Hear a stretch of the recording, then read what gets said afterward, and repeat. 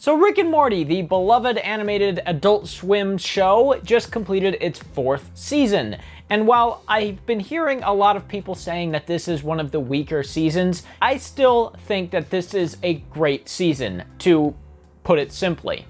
Jeez, you're really this pissed about my mom making sure I'm okay with our adventures? What's next, Morty? What if I want you to jump off the Empire State Building? I have to ask? Yes? And you seriously don't see how that's a slippery slope? Now, if you don't know what Rick and Morty is, which I would be shocked if you are watching this video and you don't know what it is, but for the few people out there, it's a show about an old man and his grandson going on adventures, and that is the incredibly concise nutshell of the show. It's a really simplistic premise, but the old man just happens to be the smartest person in the galaxy, and his son, or grandson I mean, Morty, happens to be one of the dumber people in the galaxy. Ricks have a very distinctive and traceable brainwave due to our genius. The best way to hide from an enemy's radar is to stand near someone with complementary brainwaves that make ours invisible. This is a pretty simple premise for a TV show, and I think that's why a lot of it works really well, because it is just simple, kind of archetypal characters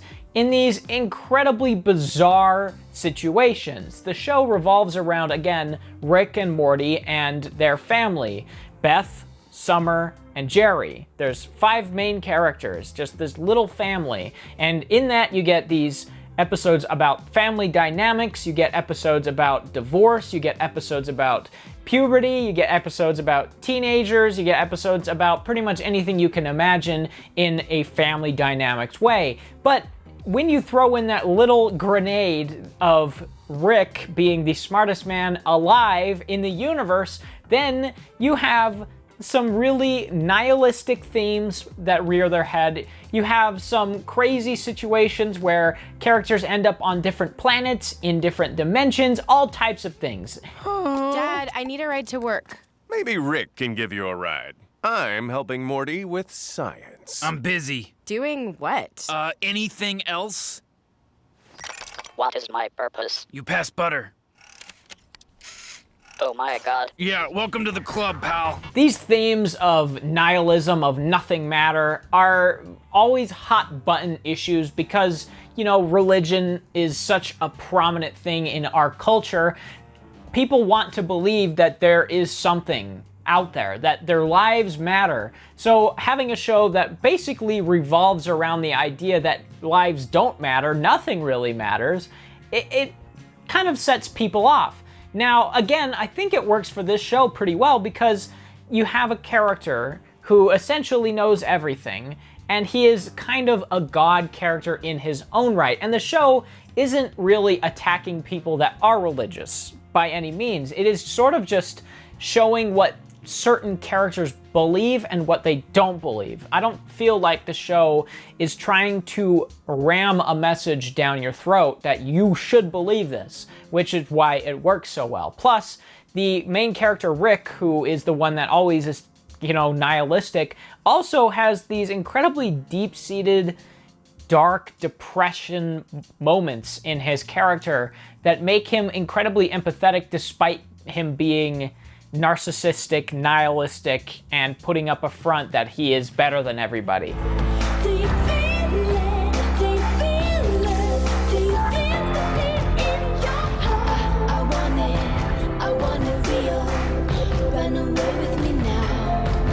And that is why I love this show so much, mainly because of the characters, mainly because of the themes, mainly because of the situations, but I love that it isn't just a simplistic situational comedy, dark comedy. I love that it has genuine character moments that get you involved with the characters of the show. I love that it has genuine plot points that actually get you involved in the show itself. That is the strongest element of Rick and Morty. Now, there was another show that came out earlier this year, season 1, Solar Opposites is what it was called. This show is created by one of the creators of Rick and Morty, Justin Roiland, and one of the writers of Rick and Morty, Mike McMahon. And they went off and they created the show that is very similar to Rick and Morty. It has a lot of the same characters, it has a lot of the same plot points, it has a lot of the same beats, a lot of the same ideas. The problem with it, though, that I don't think I addressed very well in my initial video about Solar Opposites, because it ended up just being me comparing it to Rick and Morty, which I feel like didn't do it complete justice, nor did it really express why I think I didn't connect with Solar Opposites. I think the reason I didn't connect with that so much is that the characters, they don't feel as interesting. They don't feel as lifelike, as full-bodied, as well-defined as they are in Rick and Morty. Again, they are archetypes. You have Rick, who is just a jaded old man. You have Morty, who's a dumb teenager. Summer, who's a teenage girl who has hormone issues. You've got Jerry and Beth, who one is a horse surgeon and one is a down-on-his-luck accounting guy. They're really bare-bones type characters, but when you put them with the other characters, they start to feel more real. And then as the show continues, then you get to see really what makes them tick, why they are the archetypes that they are, what made them into this person, what made them get to this point in their life. And that's why I think it works so much better than a show like Solar Opposites, which is weird because two of the main people behind Rick and Morty are in that show, and it just doesn't feel like they quite understand that.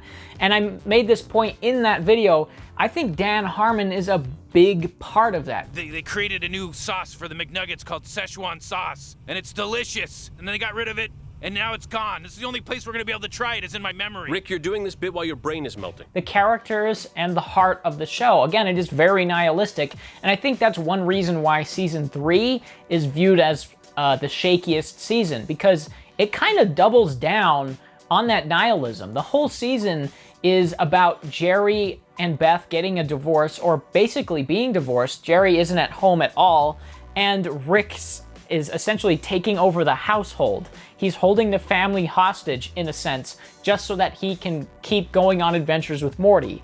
And I think that kind of nihilism, it overran it a little bit to the point where it wasn't so fun anymore.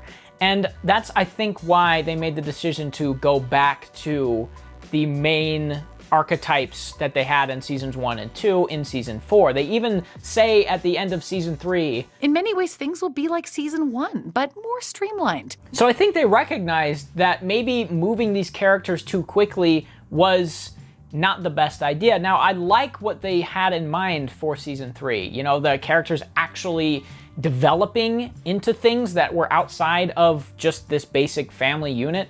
I like the idea of, you know, they're talking about having a divorce for 2 straight seasons, and then they do it. Like, oh, that's actually kind of shocking that they're going for it. I like that they're actually doing things with the characters, but it does feel a little unearned, a little quick. And I know I'm supposed to be talking about season 4, but this is all context. Because in season 3, it's at the end of season 2, I mean, Beth is like, oh, I just want a divorce. And then the first episode of season 3, they are split up.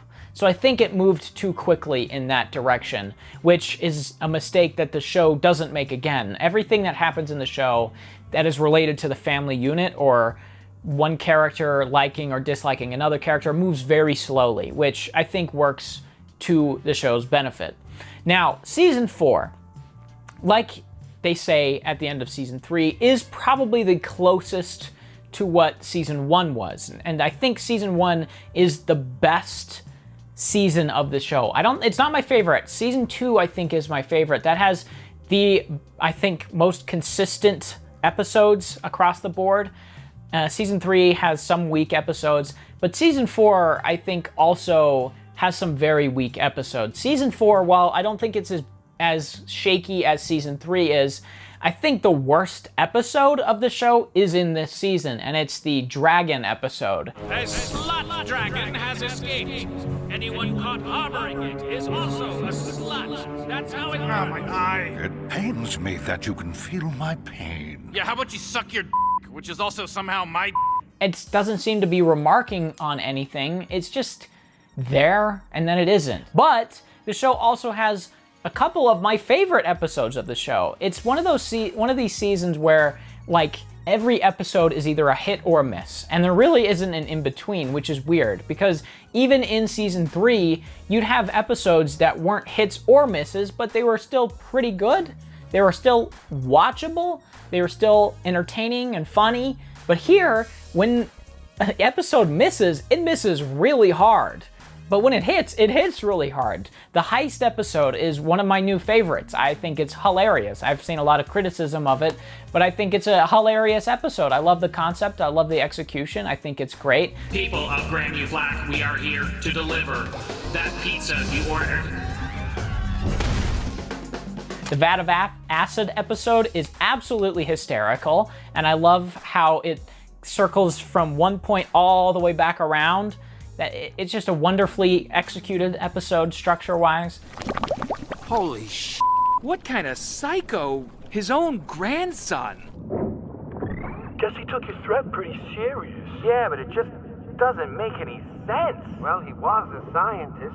Maybe he knew more about acid. So there is a lot about this season I still like. I mean, again, Season 3 tried to take the characters in a different direction, and it didn't quite work. Here, in Season 4, the characters aren't really moving in any particular direction. They're basically what they were in Season 1, which lets the writers sort of just create situations and things for them to do.